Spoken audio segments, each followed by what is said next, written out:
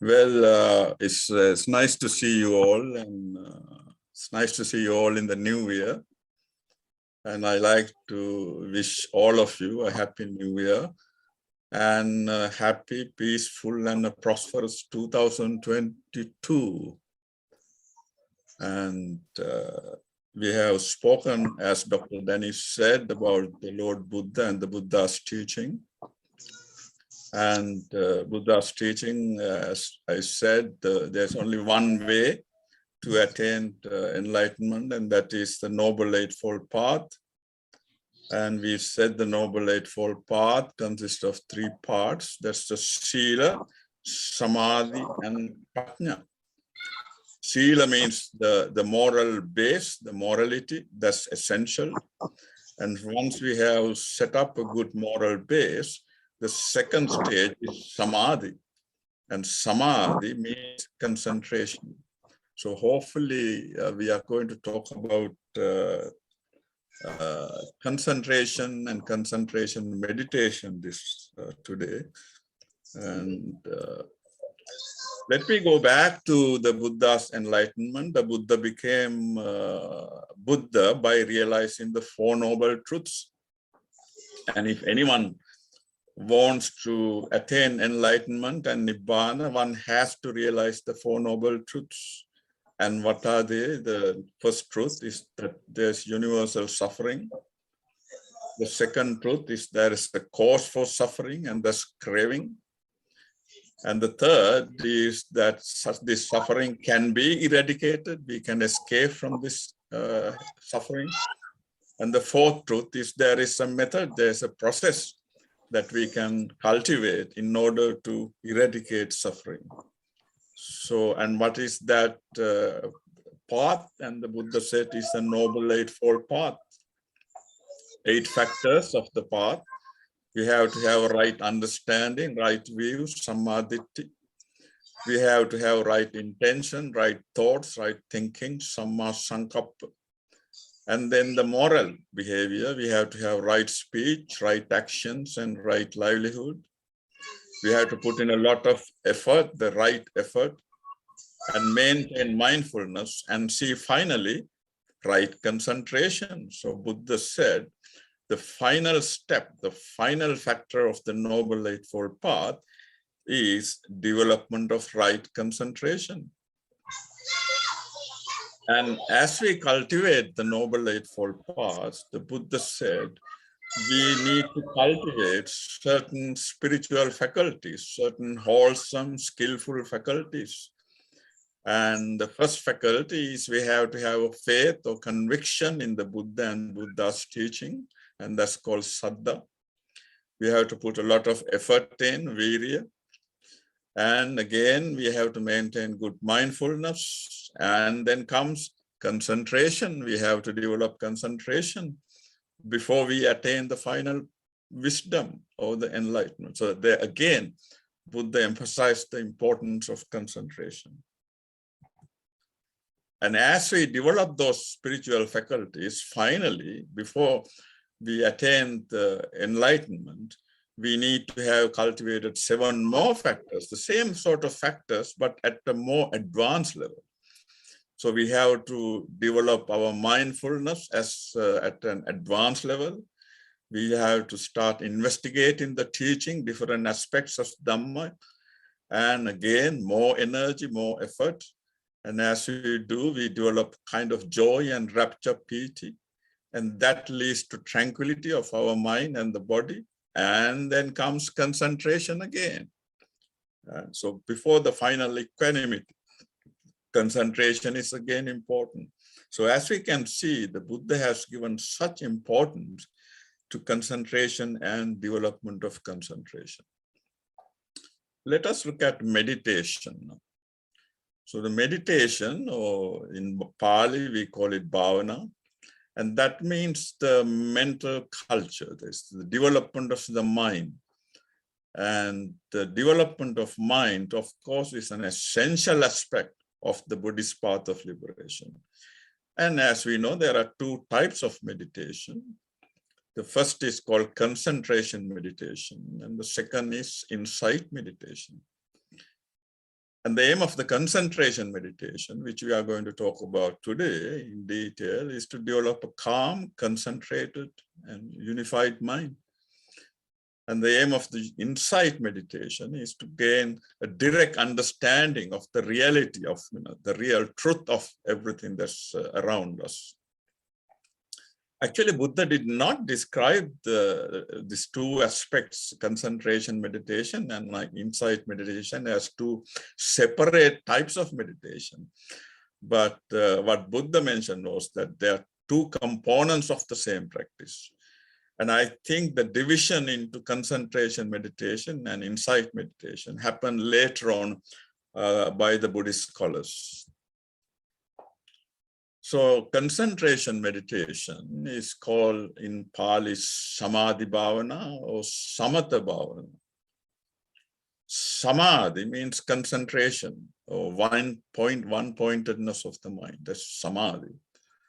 And because at the same time, we develop tranquility, calm, happiness, and peace of the mind, it's also called Samatha Bhavana. So in some places, you may see it as Samadhi Bhavana, and other places it's called Samatha Bhavana. But I think generally it's more known as Samatha rather than Samadhi Bhavana. And concentration meditation is not confined to Buddhist. It is practiced by both Buddhist and non-Buddhist. But insight meditation, which we hopefully will talk about next time, is a unique meditation discovered by the Buddha and is practiced for the entire enlightenment by the Buddhist only. But within the Buddhism, both Samatha Bhavana, concentration meditation, and Vipassana Bhavana, they complement each other. And the concentration meditation existed before the Lord Gautama Buddha, because if you remember, when Prince Siddhartha left home to become an ascetic, to find a path out of suffering, he first went to two famous concentration meditation teachers. He first went to a teacher called Alara Kalam, and he was an expert in developing the concentration meditation and the jhanas up to the 7th jhana. There are 8 jhanas altogether. We'll talk about them today. And so ascetic Gautama became a master of the concentration meditation up to the 7th jhana.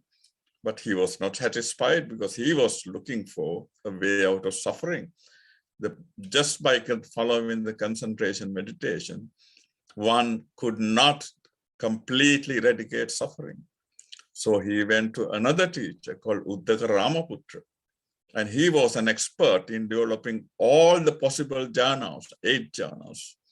And he learned it quickly and practiced. But again, it helps you to have a good, peaceful mind and to be born in kind of Brahma, celestial world. But it didn't bring the end of suffering that he was looking for. So the concentration meditation is not a Buddhist thing at all. It existed before the Buddha, but Buddha used the concentration meditation to develop insight meditation. And there are 2 types of concentration meditation. One is the one that we develop for worldly benefits, that's called mundane concentration meditation. And then we develop concentration meditation in order to attain enlightenment, and that's called supramundane concentration. And when we develop concentration meditation, it can lead to development of what are called jhanas, deep mental absorptions, deep states of mental concentration. And similar to mundane and supramundane concentration, the jhanas also can be divided into mundane concentration, that's leading to mundane benefits, and the supramundane jhana, that's called Lokottara jhana, and they develop when we use concentration meditation as part of the enlightenment process. So mundane concentration leads to mundane jhanas, and supramundane concentration leads to supramundane jhanas. So the mundane, the lokiya, worldly jhanas, and the main aim is to develop kind of calm mind, to develop tranquility, to enjoy a mental bliss. And some people, before the days of the Buddha and during the Buddha and even now, most people, non-Buddhists, practice concentration meditation and attain jhanas in order to be reborn in celestial worlds. As we know, there are two types of celestial worlds called Rupa Brahmaloka and the Arupa Brahmaloka. And some develop concentration, meditation, and jhanas in order to develop supernormal powers. We'll talk about them later. And when we develop the mundane jhanas, the mental hindrances, the obstacles to our mental development can be temporarily suppressed, but not permanently. And again, the mental defilements that we have to finally eradicate if we are to enlighten and attain Nibbana, they are again temporarily suppressed, but not eradicated. And even when we develop the mundane jhanas, we cannot get out of the cycle of birth and death, samsara, because even if we are reborn in celestial worlds, there is an end point, there's a death. So we have not escaped from the samsara or the eternal suffering just by developing the mundane concentration and jhanas. But the only advantage for the enlightenment is that the jhanas developed through mundane concentration can be used as the basis to develop insight meditation for enlightenment. And the supramundane jhanas, and here the aim is not to enjoy world benefits, but to attain enlightenment and the liberation from suffering, nibbana with no rebirth. And the concentration mind, concentrated mind that's developed through concentration, is used for insight practice called vipassana. And the insight practice, the aim is to look at the reality of all phenomena. And as we know, there are three basic characteristics of all phenomena. That is, they are all impermanent, anicca, and they all end up in suffering, dukkha, and there is no self or me or I in any of this, anatta. So the concentrated mind can be used to develop the insight practice, and that will lead to enlightenment.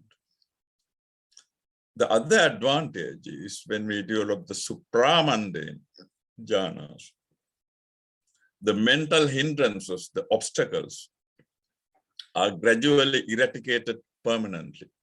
Whereas in mundane jhanas, they're just suppressed temporarily. And when one comes out of the jhana, they are back there. And the mental defilements, like we know that there are three wholesome roots, like greed and hatred and delusion, raga, desha, moha.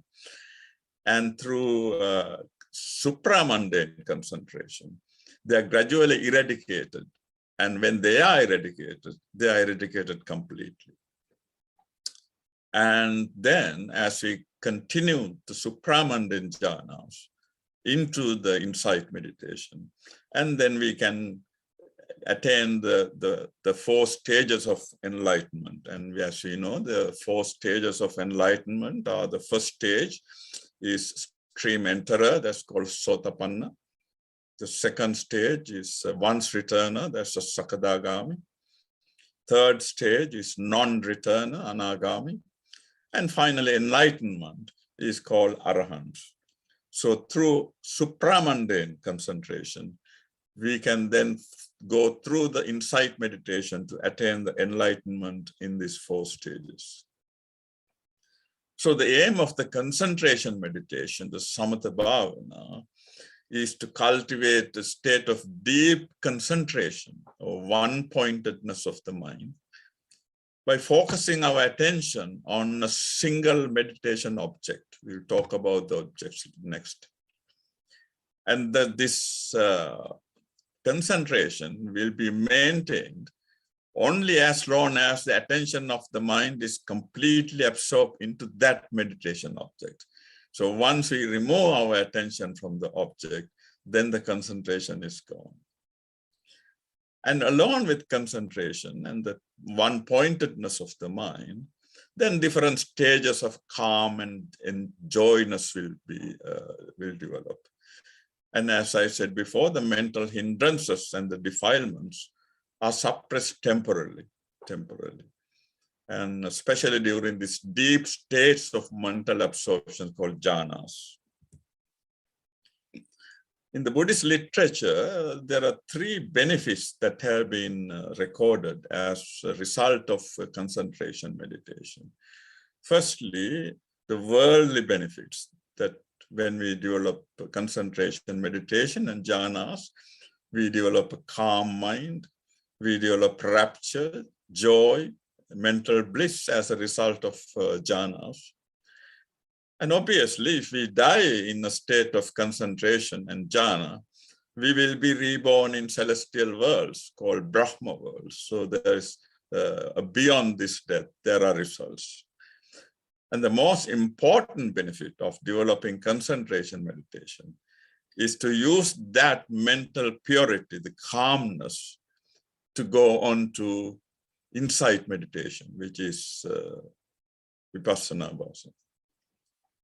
And as you know, on the night when the Gautama Siddhartha ascetic sat down under that bo tree in Bodh Gaya on the full moon day of the month of May, he in fact first developed concentration meditation before going on to insight meditation. So that's why even in the Noble Eightfold Path, Buddha said, Sila, Samadhi, Prajna. So the right concentration is needed to develop right wisdom for enlightenment. So as we can see, concentration meditation is an essential component of the Buddhist path of liberation. And in the Buddhist literature, there are 40 objects that can be used to develop concentration meditation. And briefly, there are 10 kasinas, devices. There are 10 types of foulness. We will look at them. There are 10 complementations, reflections or recollections, the 4 divine abodes, the 4 immaterial spheres, perception of the loathsomeness of food, and the analysis of the 4 elements. And they are recorded in the Visuddhimagga, the book Path of Purification, written by Venerable Buddha. So the 40 objects are 10 kasina devices, 10 types of foulness, 10 complementations or reflections, 4 divine abodes, 4 immaterial spheres, perception of the loathsomeness of food, and analysis of the 4 elements. And what are the 10 kasinas? The kasinas are external objects and tools that we can use to focus our attention on.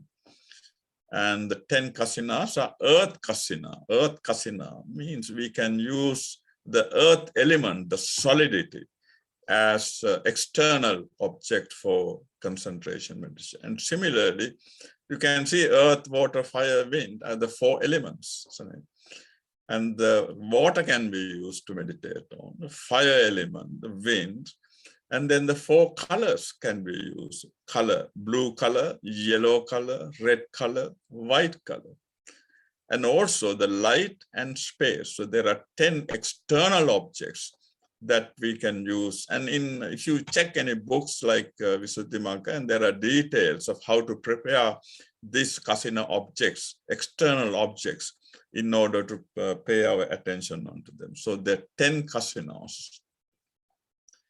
And the 10 types of foulness are the 10 stages of a decomposing dead body, a corpse. Remember, in the days of the Buddhas, the corpses were left in cemeteries, open cemeteries. So the dead bodies were available at different stages of decomposition.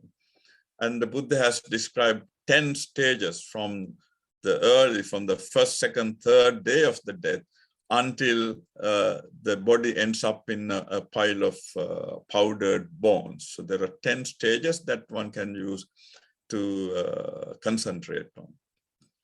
And then the 10 contemplation, reflections, or recollections. And this, most Buddhists are familiar with this. And we reflect on the qualities of the Buddha, and that's called Buddha Anusati. And as you know, there are 9 qualities of the Buddha we have talked about. So reflecting on the qualities of the Buddha, we can develop concentration. The qualities of the doctrine, the Dhamma, Buddha's teaching. There are 6 qualities of the Buddha's teaching that we can reflect on.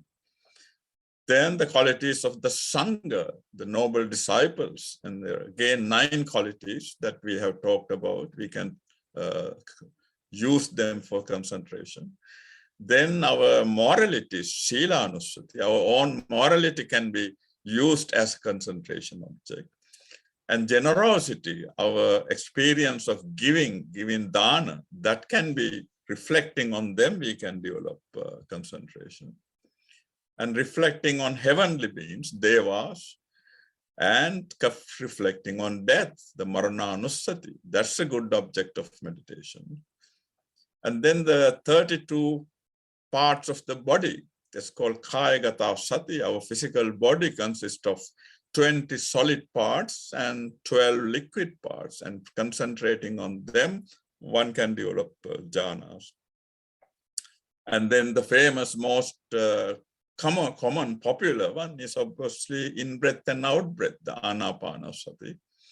And then qualities of the Nibbana itself, the peace, and Nibbana can be used as a concentration objects. And the next group is the 4 divine abodes. That these are again popular meditation techniques. Metta Bhavana, that's meditating on loving kindness. Meditation on compassion, karuna. Meditation on sympathetic joy, the mudita. And meditation on upekka, the equanimity. 4 divine abodes. And these are objects that we can use in order to attain the immaterial jhanas. We'll talk about them briefly. And there are 4 aspects. These are complicated, complex ones. Paying attention to boundless space, boundless consciousness, on nothingness, and neither perception nor non-perception, neva sanyanas. So there are 4 immaterial. These are specifically used to attain 4 immaterial jhanas out of the 8. And then the 39th object is the perception of the loathsome of food, the denigrating aspect of food. We enjoy food, but when we really look at the food, the energy and the suffering one has to go through to earn, to collect the food, the beautifully looking, smelling food, and then reflecting on the condition of the food when we have chewed it in our mouth, and then the condition of the food when it has gone into the stomach, which looks like a dog's vomit, and finally when they come out on the other side, the state of the food. So looking at the loathsome of food is also again an object of concentration. And finally, the 40th one is to focus on again the 4 base elements, the earth quality, the water quality, fire quality, and the wind quality. So there are 40 objects that one can use for concentration meditation.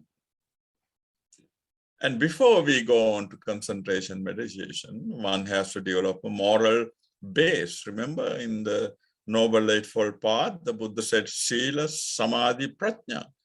The foundation is the moral foundation, morality, and then one develops concentration, samadhi, and then only the prajna, wisdom comes. So the concentration meditation, again, a moral base is essential. And for us, for the lay meditators, obviously the basic minimum is the 5 precepts, the Panchasila, and we have talked about them last time. Panchasila, as we know, is abstaining from killing, abstaining from stealing, abstaining from sexual misconduct, abstaining from false speech, and abstaining from intoxicants, alcohol and other intoxicants. And if we can observe higher precepts like the 8 and 10 precepts, it's even better, because the higher the precepts we observe, obviously the mind will be purer with better morality. And for monks and nuns, there are 4 types of morality they have to follow. The first one is called the observations of their own rules of disciplines, and the Buddha has formulated 227 discipline rules for the monks and 311 for the nuns. So observing those, their own rules of discipline, is their morality. And the second, of course, is the restraint of the sense doors, the eye, the ear, the nose, the tongue, the body, and the mind. Whatever we receive, restraint on them is again developing morality. And the purified livelihood, whatever we need, we gain through rightful, skillful ways. And the fourth is the proper use of the requisites. The monks and nuns got 4 basic requisites, and that is their food, their robes, their accommodation, and medicine. So proper use of the requisites again contribute to proper morality. And then, having established our moral base, morality, then we need to find an appropriate place to start concentration meditation. And Buddha's advice those days was to go into the forest, go and sit under a tree, or to go into an empty place. In Pali, Buddha said, Aranni gatova, rukkamula gatova, sunnagara gatova. Go to a forest, go to and sit under a tree, or go to an empty place. And obviously, not all of us can do that. So if we can find a quiet, comfortable, and clean place with no distractions by others, or no disturbances from external events, from other people, so quiet place. In our own house, if we can find a quiet place, and that's a good place to start concentration meditation. And these are general instructions for meditation that can be applied for concentration meditation. And it's good to have a particular place, let us say in the house, a particular room, a particular place in the room, a familiar particular place that we can use for meditation. And again, it's beneficial to have a sort of regular time to meditate, so that we get used to it and it becomes part of our daily life. So a family, a particular place, and a regular time. And again, for meditation, the advice is, if possible, to sit on the floor and in the lotus or half lotus position, and to keep our back straight and upright, shoulder relaxed, eyes closed. They're all helpful. And if one cannot sit straight on the floor, a meditation cushion, which I use as well, can be helpful. And if it is difficult to sit on the floor, one could sit on a stool or a chair. And when we sit cross-legged, traditionally, we keep our hands on the lap, one over the other. So we have developed the moral base, we have chosen the place we are to meditate, and we have a regular time to meditate. And we are in that position now, sitting on the floor or stool and ready for the meditation.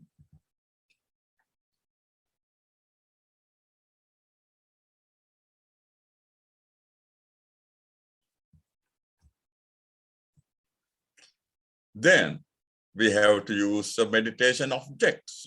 We talked about 40 meditation objects. We can't meditate on all 40 at the same time. So we need to find a correct meditation object to put our attention on.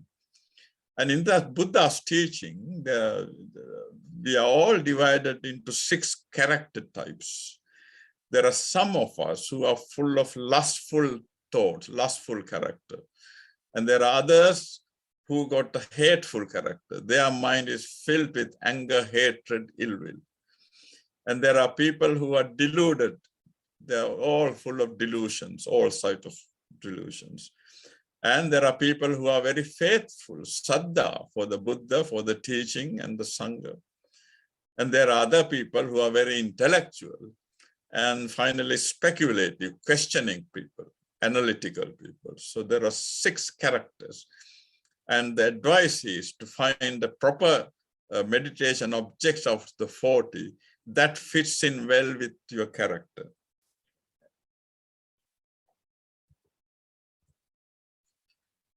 And there are certain guidelines. Let us say one has a lustful temperament.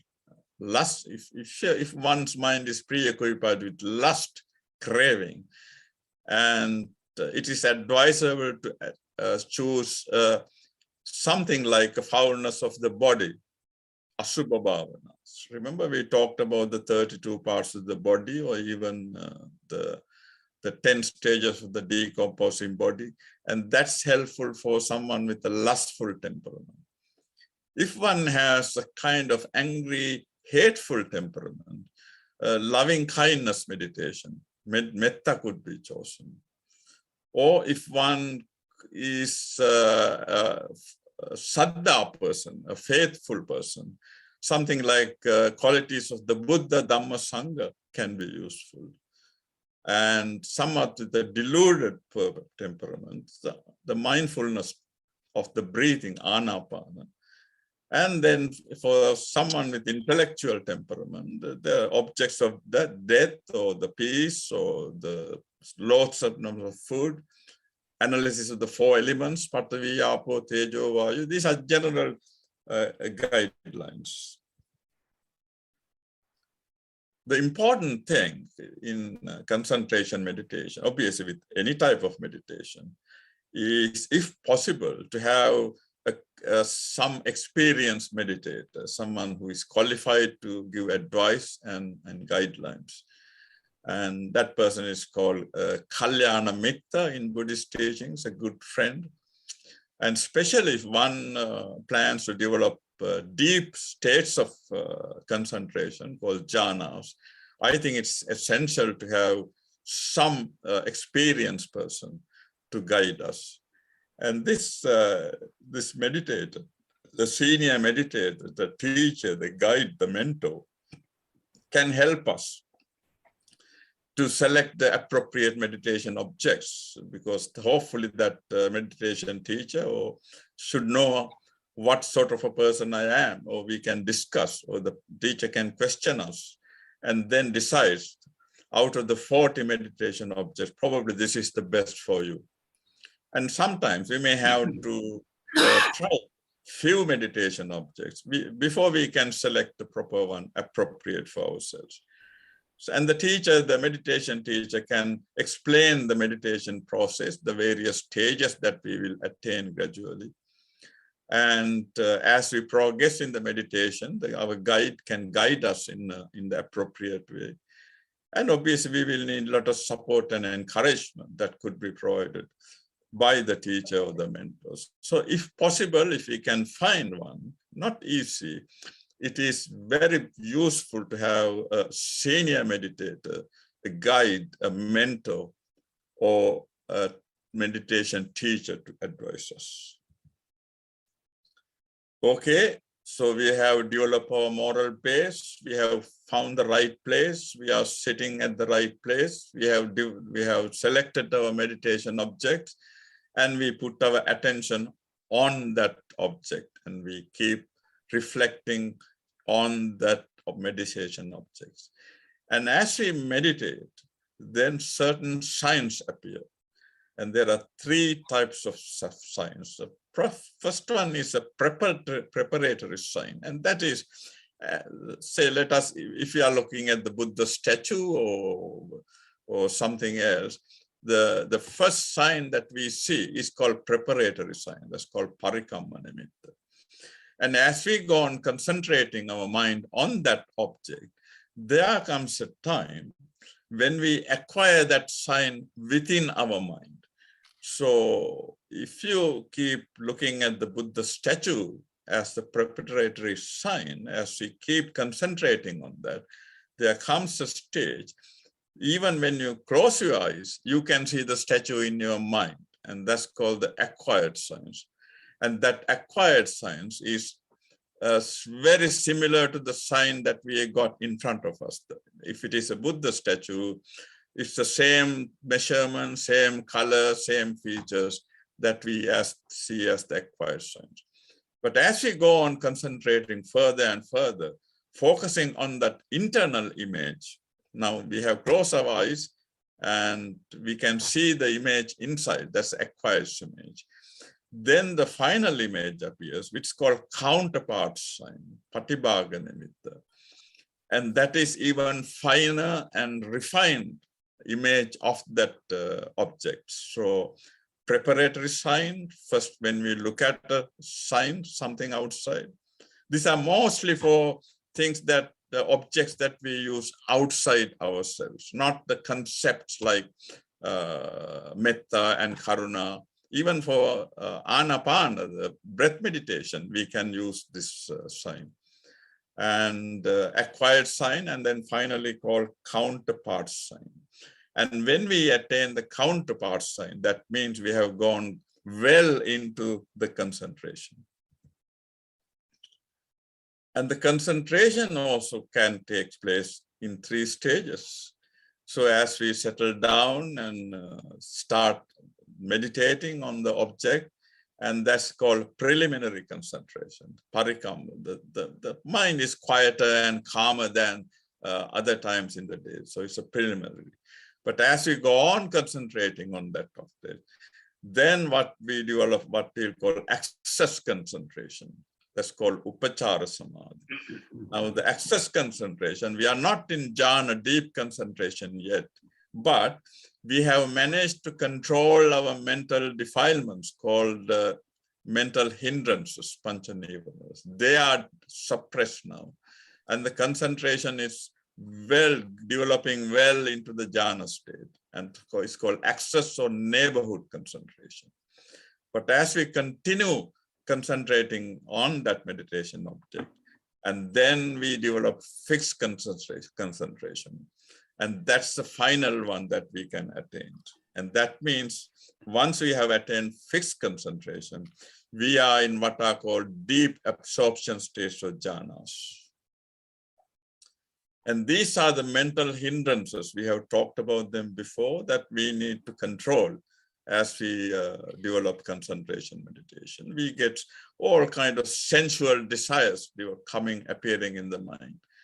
And we develop feelings of ill will, anger, hatred, aversion, vyapada. Or we may feel lazy, drowsy, sleepy during the meditation. Or on the other hand, we will become restless or remorse. Now the remorse is important because it is the remorse develops mostly if our behavior is immoral. So the purpose of developing, the one purpose of developing the moral base, say observing the Panchasila and things like that, so that we will not have this remorse during meditation. Otherwise, the remorse is for things, the bad things we have done or good things we have not done. We regret, we remorse, and they will all come up during meditation. And then obviously skeptical doubt. When we start meditating, we develop all kinds of doubts about the Buddha, the teaching, our teacher, is the technique, is the right technique for me? Am I ready for meditation yet? Or am I doing it the right way? And have I chosen the correct meditation objects? All kinds of doubts comes. So as the concentration develops, these 5 mental hindrances will be gradually suppressed. And the mental hindrances, I'm go on talking about them because we need to control them if we are to advance in meditation. And the mental hindrances develop because of the 3 unwholesome roots. And we know the 3 unwholesome roots are the greed, the lobha, the aversion, the dosa, and the delusion. So the sensual desire, the first mental hindrance, arises because we have the lobha, the greed. And the second, the ill will, arises because we have the root cause, the aversion. And the other 3, the sattva and topa, the laziness, the restlessness, and the remorse, and the doubt, they all develop because of delusion, our ignorance.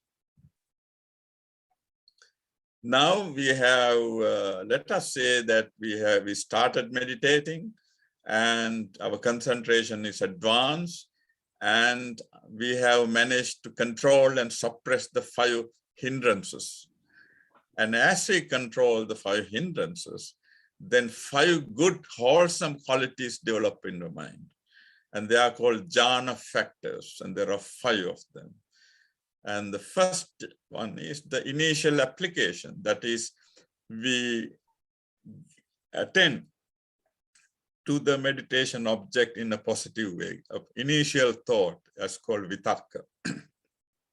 Second, we keep our attention on that object in a wholesome way. That's called vichara. And as we do that, and as we control the hindrances, then we feel a joy and rapture. That's called piti. And that's followed by a mental bliss, happiness. And that's both in the mind and in the body. And finally, we develop the one-pointedness of the mind. The mind is now completely absorbed in that meditation object. So these are called jhana factors. Vitakka, initial application. Vichara, sustained application. Piti, the rapture, joy we feel. Sukha, the mental bliss, the happiness. And ekaggata, the one-pointedness of the mind. And the good thing is that when the jhana factors begin to arise, the mental hindrances cannot go. So they cannot coexist. It's either mental hindrances or jhana factors. And what are these jhana states now? Now, jhana states are the deep mental unification of the mind by focusing the mind on a single object. So that's what we are doing now, isn't it? We have chosen the meditation object and we have put full attention on that, and we have controlled the mental hindrances, the mental defilements, and we have developed the jhana factors. And Buddha practiced these jhanas regularly. If you can remember, as a child, he was taken to a ploughing festival by his father. I think he was about age 5 or something. And he started meditating on his breath meditation. And spontaneously, he developed the first jhana. There are 8 jhanas, and he, as a child. And in fact, on the day that he became the Buddha, he remembered that jhana. And he thought, okay, let me try that. And that is how he started enlightened process on that night. So he first developed the first, second, third, and fourth jhanas. And then only he went into insight meditation, vipassana.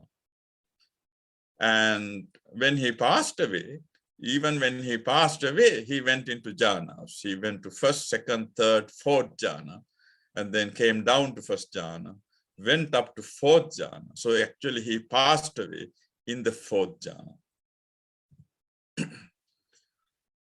And there are 8 jhanas, and the first 4 are called rupa jhanas, because if one dies in one of these 4 jhanas, one will be reborn in a celestial world called rupa Brahma world. And that is a Brahma world where there is a physical body. So there are 4 Rupa jhanas, fine material states. There are no specific names for the 4. They are just called first jhana, second jhana, third jhana, and fourth jhana. And as we see later on, there are certain differences between the first, second, third, and fourth jhanas. And let us take the first jhana. Now, this is the first deep mental absorption. Remember the 5 jhana factors I spoke about? And all the jhana factors are present in the first jhana. So there's initial application, vitakka. There is sustained application, vichara. There's piti. There's rapture. There's a sukha, happiness. And the mind is completely one-pointedly concentrated on the meditation. So in the first jhana, we got all the 5 jhana factors. As we go on to the second jhana, we don't need the first 2 factors of the vichakka and vichara, the initial application and sustained application. So when we enter the second jhana, out of the 5 jhana factors, we got only 3. We got the rapture, joy still there, the happiness, sukha is still there, and the one-pointedness of the mind, ekaggata. So in the first jhana, all jhana 5 factors were there. But in the second jhana, 2 have dropped and only 3 are there. As we go into the third stage, third jhana, we give up the piti. We abandon the piti and we are left with just 2 jhana factors. That's the mental happiness and the one-pointedness of the mind, the sukha and ekaggata. And then finally, when we go into the fourth jhana, and it's out of the 5 factors, only the last one still exists, the one-pointedness of the mind. So even the happiness elements we have dropped. But instead of the happiness, we develop equanimity called upekka. So the first jhana had all 5 jhana factors. Second jhana had 3 factors. And third jhana had 2 factors. Fourth also got 2 factors, but instead of happiness, we got equanimity, upekkhana. So those are the rupa jhanas. And then the next 4 are called arupa jhanas, formless, immaterial. And that means if one dies in one of these 4 jhanas, we will be reborn in the 4 celestial worlds where there's no physical body. There's only mental bliss is there. And they are called the sphere of boundless. They are complex and complicated. I'll just mention for academic reasons. And the first ones, one needs to develop the first 4 jhanas first. So first jhana, second, third, and fourth. And once one has developed the 4th jhana, only that one can go on to develop these 4. And that is, first one focuses on space, boundless space. And the second one focuses attention on the boundless consciousness. And the third one focuses attention on nothingness. And finally, the perception and non-perception and perception. It's a complicated one, neva sanjana. So these 4 are the 5th, 6th, 7th, and 8th jhanas. Now, let us see what happens after we die if we have been in one of the 8 jhanas. If we die at the time of death, we are in one of the first 4, or let us say all, there are 20 celestial worlds called Brahma worlds, isn't it? So out of the 20 worlds, Brahma worlds, 18 are called Rupa, fine material. There's a fine physical body. And in 4 Brahma worlds, there is no physical body, it's just the mind. So if one dies in the first jhana, at the time of death, we are in a concentration stage called the first jhana. And then we will be reborn in one of the first 3 Rupa Brahma worlds, and they are called retinue of Brahma, ministers of Brahma, and great Brahmas. It depends on our jhana state. Jhana state can be either developed to a minor level, developed to a moderate level, or developed to a superior level. So depending on the level of our jhana, the mental absorption, we will be reborn in one of these Brahma worlds. And again, there are 3 Brahma worlds for the second jhana. If one dies at the time of death, we are in the second jhana. And depending on our level of the concentration, whether it's minor, moderate, or superior, we will be reborn in one of those. And similarly, there are 3 worlds, Brahma worlds, where we can be reborn if at the time of our death, we are in the 3rd jhana. And same with the 4th jhana. In the 4th jhana, there are 7 Brahma worlds. And similarly, for the immaterial 4 jhanas, if at the time of the death, we are in one of those 4 jhanas, then we will be reborn in one of the corresponding Brahma worlds, where there is no physical body, only the mental body. Now, some people, and in the days of the Buddha, and I'm sure even now there are some people who can develop the concentration to the level of 4th jhana, and if they want to, they can go on to develop supernormal powers. And Buddha and the senior arahants, most of them had all these mental powers that can be developed. And you don't need to be a Buddhist to develop. You don't need to be an arahant. Anybody can, if they can develop up to the 4th jhana, and they obviously, if they are clever enough, they can develop these miracles. And the first is the ability to perform miracles. And this include walking on water, flying, and all kinds of miracles that one can develop just through concentration meditation. You don't need to be a Buddhist or develop Vipassana. And the second supernormal power is called divine ear. And that means you can develop the power to hear things that one cannot normally hear. Or celestial or divine eye, one could see things from other worlds that normal eye can see. And the ability to read other people's mind can be developed through concentration meditation. And also the ability to recollect our previous lives. And that's what Buddha did on the night of the enlightenment. The first knowledge he developed was to actually the ability to recollect the previous lives. So there are supernormal powers that can be developed through concentration. But it's very rare that the meditator is able to develop them. And in fact, the Buddha discouraged them. And Buddha said it could be a kind of distraction to go on the enlightenment path. And when we use concentration meditation for our enlightenment process, that is to develop wisdom, insight, there are 3 ways that concentration meditation can be used. One is one can use the concentration meditation first, develop the jhanas, and then change over to insight meditation. Or some people can start with the insight practice, vipassana, and then develop change to concentration practice to develop the jhanas.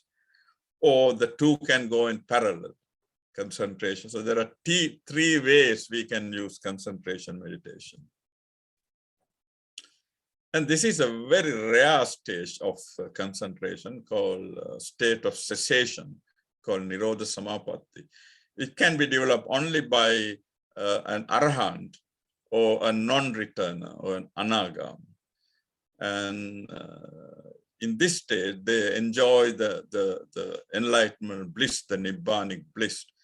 And in fact, this state is very similar to a dead state, because once you are in this state, you don't feel anything, you don't think anything, you don't even breathe.